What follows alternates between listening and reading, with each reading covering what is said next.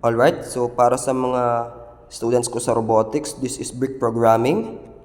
So ito yung magiging interface ng AV3 brick monitor kapag kakabukas nyo lang.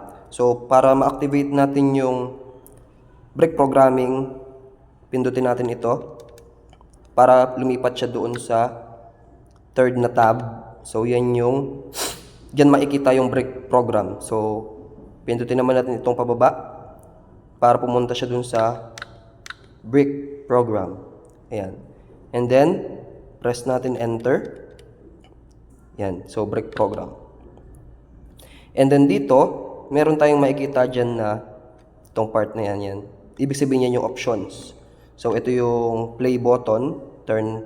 Pindutin natin itong left. Yan. So, yun yung ma-highlight. Yan yung play button. And then, ito namang right. Pag pinindot pa natin yung right, yan naman yung loop. So, gagawin natin, press left ulit para ma-activate natin yung mga options.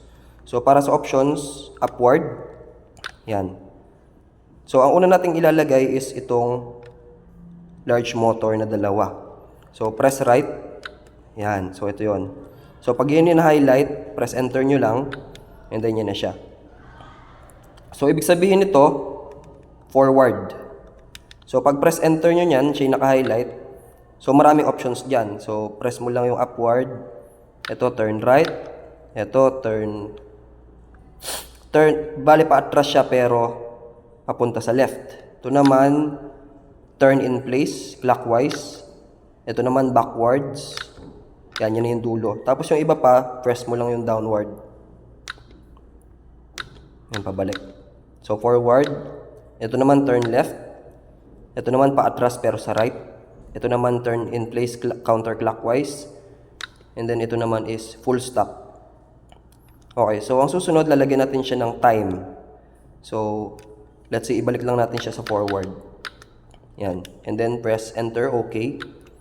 And then press right. And then upward. So sa upward naman, lagyan natin ng time. Okay, so yung time ay nandun sa pinakataas. Hanapin nyo yung clock. And then press right.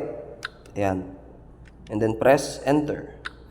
So, ayan na yun siya ngayon. So, basically, meron tayong play. Meron tayong motor. B plus C. Ibig sabihin yung dalawang large motor yan. And then meron tayong timer. 2 seconds. Ibig sabihin, aandar siya. Mag-move forward siya for 2 seconds. And then, meron tayo ditong loop. Ibig sabihin, isang beses lang siyang mag-execute. So, lagyan natin ngayon itong time. Gawin natin 1 second lang. Okay, press enter. And then, tignan natin. Pwede nyo pindutin itong back para dumiretso sa play. Yan. So, try natin. So, pagka-play natin yan, based dun sa program, dapat 1 second siyang mag-move forward. Yon. So, meaning 1 second siyang nag-move forward. So, kung gusto nyo siyang lagyan ng full stop, so, sisingit nyo lang siya after ng time. So, dito, maglagay tayo ulit ng yan. After nung time ha. After nung time. So, maglagay tayo ng large motor ulit. And then, hanapin natin yung option na full stop. Yung tawag ko dyan, no smoking. Ayan. And then press enter. Ayan. And then wala ka nang ilalagay na time dyan. Try natin. So press nyo lang ulit yung back. And then play natin. So after 1 second, dapat magfu-full stop siya.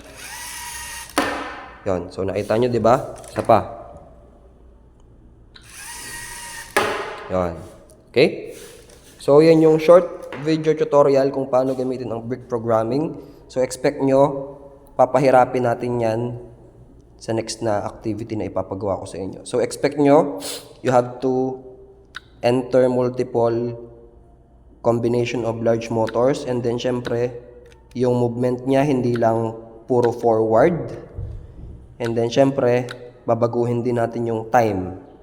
Okay, so maging ready kayo para sa activity natin later. Okay, hanggang dito muna. Ingat, nasan ka man. God bless you and goodbye for now.